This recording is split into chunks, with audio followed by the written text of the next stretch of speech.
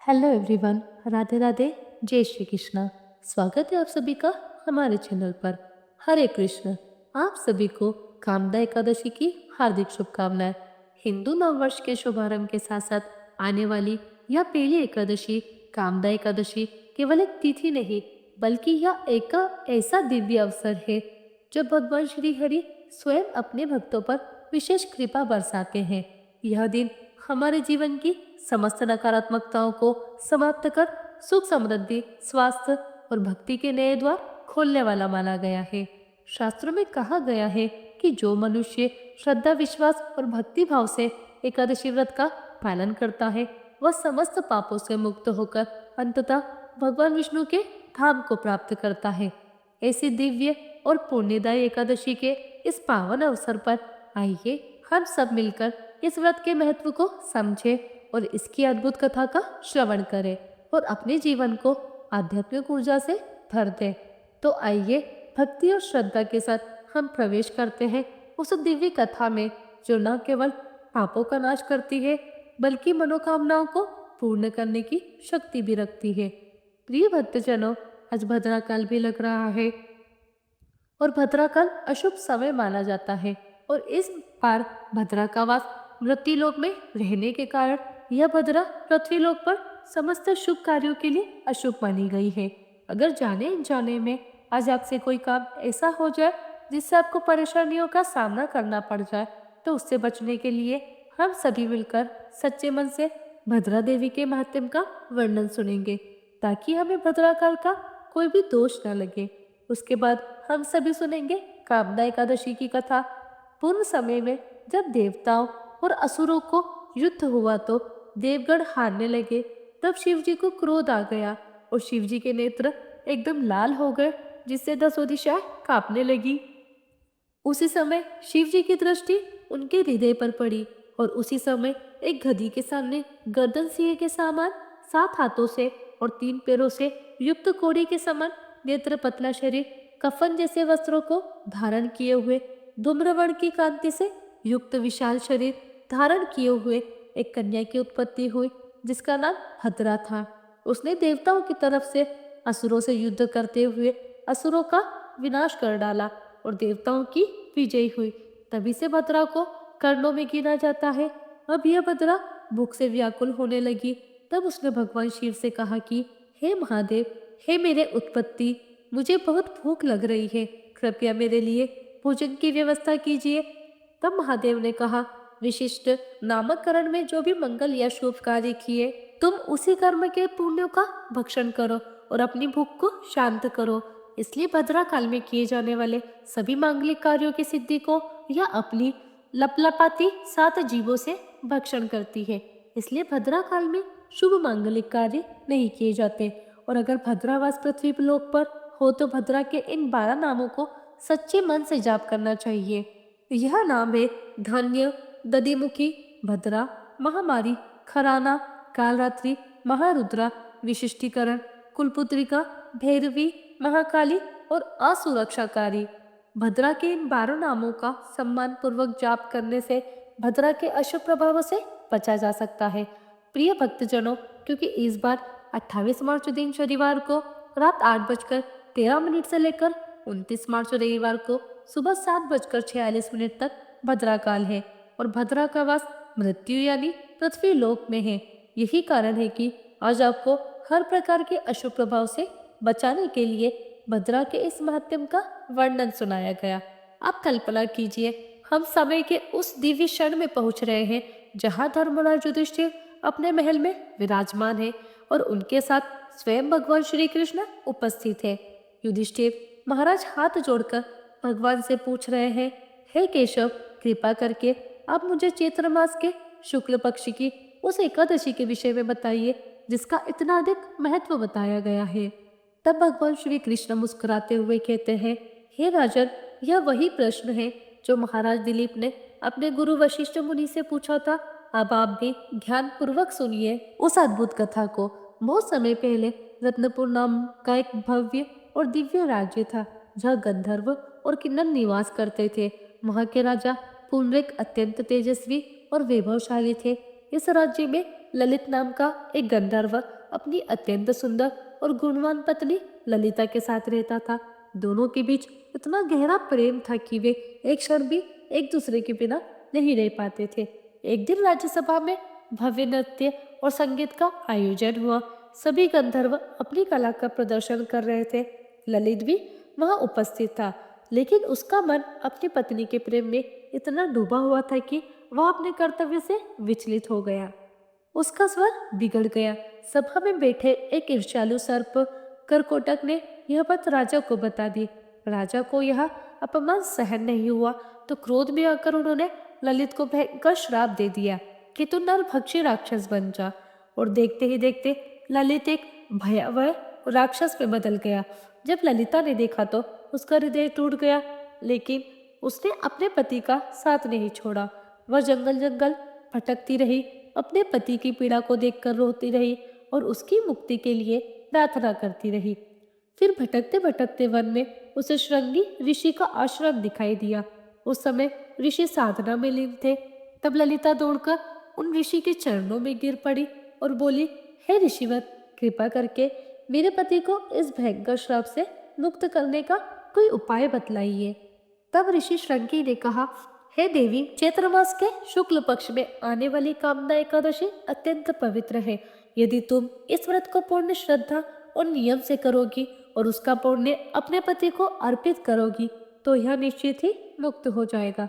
तब ललिता ने समय आने पर पूर्ण निष्ठा से व्रत किया। द्वादशी के दिन उसने भगवान से प्रार्थना की और तभी एक दिव्य चमत्कार हुआ। उसका पति, जो कि राक्षस योनि में था, अपने वास्तविक गंधर्व स्वरूप में लौट आया। फिर दोनों ने भगवान को धन्यवाद किया और सुखपूर्वक अपने राज्य में वापस लौट आए। भगवान श्री कृष्ण ने अंत में कहा, हे युधिष्ठिर, यह व्रत इतना पवित्र है कि इसके महत्व का श्रवण मात्र भी मनुष्य को महान पापों से मुक्त कर देता है। कामदा एकादशी के दिन ब्रह्म मुहूर्त में उठे, भगवान विष्णु की पूजा करें, तुलसी माता की अर्चना करें, तुलसी माला से ओम नमो भगवते वासुदेवाय या हरे कृष्ण महामंत्र का जाप करें। धूप दीप चंदन पुष्प इत्र आदि से भगवान विष्णु का पूजन करके कथा का श्रवण करें और सबसे अंत में भगवान को फलों का भोग तुलसी के पत्ते रखकर अर्पित करें। भगवान के चरणों में इस प्रकार प्रार्थना करें कि हे प्रभु, हमें धन वैभव या सुख की नहीं बल्कि आपकी शुद्ध, निष्काम और अटूट भक्ति प्रदान करें। एकादशी के दिन किसी भी प्रकार के अन्न का सेवन नहीं करना चाहिए और न ही एकादशी के दिन अन्न का दान देना चाहिए। प्रयास करें कि इस दिन केवल फलों का या फिर वस्त्र आदि का, तिल का दान कर सकते हैं और अगले दिन किसी वैष्णव को या किसी योग्य व्यक्ति को दान दक्षिणा देकर पूजन समाप्त करके शुभ मुहूर्त में ही एकादशी का व्रत का पारण करना चाहिए। अगर आपको यह कथा पसंद आई हो तो इस वीडियो को लाइक कीजिएगा और इस पावन कामदा एकादशी कथा को अधिक से अधिक अपने मित्रों या परिवारजनों के साथ अवश्य ही साझा कीजिएगा, ताकि वे भी इस दिव्य कथा का श्रवण करके पुण्य के भागी बन सके। और आपको ऐसी ही प्रामाणिक शास्त्रों और पुराणों से आधारित पावन कथाएं अगर सुनना पसंद है तो जुड़े रहिएगा हमारे साथ, जहाँ पर आपको वेदों और पुराणों से प्रमाणित दिव्य और पावन कथाएं सुनने को मिले। एकादशी व्रत बिना एकादशी माता की महिमा के अधूरा है। तो आइए अब हम भक्ति भाव के साथ श्रवण करते हैं एकादशी अर्थात 11 माता की कथा। एक बार देव ऋषि नारद जी बैकुंठ लोक को गए। वहां उन्होंने भगवान श्री लक्ष्मी नारायण जी को प्रणाम किया। फिर नारद जी ने श्री हरि से कहा, प्रभु, अब धरती पर आपका प्रभाव कम हो रहा है। धर्म पर चलने वालों को कोई अच्छा फल नहीं मिल रहा। जो पाप कर रहे हैं उनका भला हो रहा है। तब श्री हरि कहने लगे, ऐसा नहीं है देव ऋषि, जो भी हो रहा है सब नियति के कारण हो रहा है। श्री हरि की बात सुनकर नारद जी बोले, प्रभु, मैं तो देख कर आ रहा हूँ कि पापियों को तो अच्छा फल मिल रहा है, लेकिन भला करने वाले और धर्म के रास्तों पर चलने वाले लोगों को बुरा फल मिल रहा है, उन्हें दुख भोगने पड़ रहे हैं। भगवान ने कहा, देव ऋषि, कोई ऐसी घटना बताओ जिससे तुम्हें यह लग रहा हो। नारद जी कहने लगे, प्रभु, अभी अभी मैं एक जंगल से आ रहा हूँ। वहां पर एक गाय दलदल में फंसी हुई थी। कोई भी उसे बचाने वाला नहीं था। थोड़ी ही देर के बाद वी ने देखा कि एक चोर उधर से गुजरा। दलदल में फंसी हुई गाय को देखकर वो रुका तक नहीं, बल्कि उस गाय पर पैर रखकर वह दलदल से भरा हुआ गड्ढा लांघकर आगे निकल गया। आगे गाय तो उस चोर को सोने की मोहरे से भरी हुई एक थैली मिली। थोड़ी ही देर बाद वहां पर एक साधु महाराज आए। उन्होंने उस गाय को दलदल में फंसा देखा तो गाय को बाहर निकालने की पूरी कोशिश की और पूरी ताकत लगाकर आखिरकार उस गाय को निकाल लिया गया। गाय को बाहर निकालने के प्रयास में वह साधु महाराज खुद दलदल से लथपथ हो गए थे। जब वह साधु महाराज आगे बढ़े तो एक गड्ढे में गिर गए और उन्हें चोट लग गई। प्रभु आप ही बताइए, यह कौन सा न्याय है? यह सही ही हुआ। जो चोर गाय पर पैर रखकर भाग गया था उसकी किस्मत में तो एक खजाना था, लेकिन इसके इस पाप के कारण उसे केवल कुछ मोहरे ही मिल पाई। वहीं उन साधु महाराज को गड्ढे में इसलिए गिरना पड़ा क्योंकि उनके भाग्य में उस समय मृत्यु लिखी हुई थी। लेकिन एक गाय को बचाने के कारण, दलदल से बाहर निकालने के कारण उनके पुण्य बहुत अधिक बढ़ गए और उनकी मृत्यु बस एक छोटी सी चोट पर बदल गई।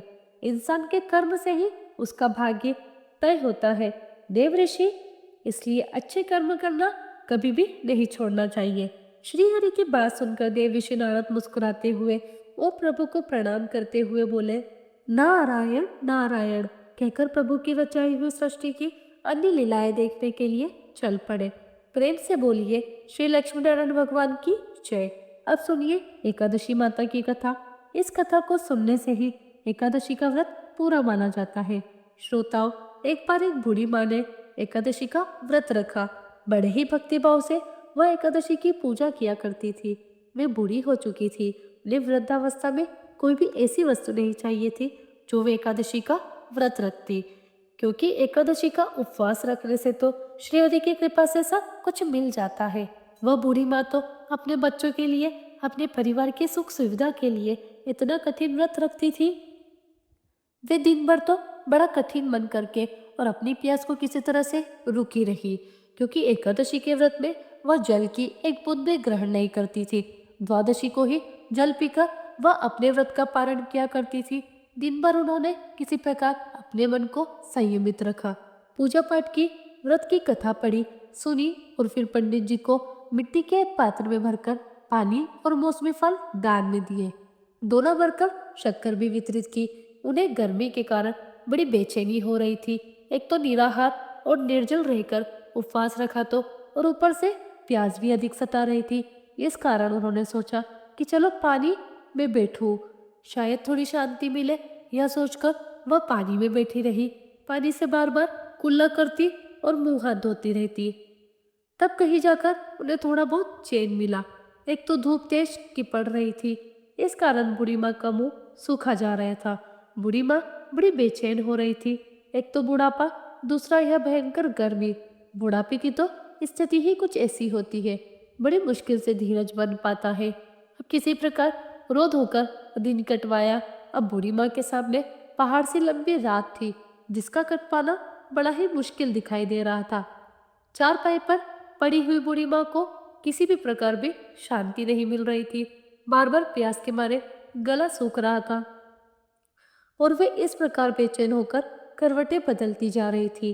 कई बार उठकर वे घर के बाहर जाती, फिर अंदर आ जाती। न उन्हें घर के अंदर शांति मिल रही थी और न ही बाहर।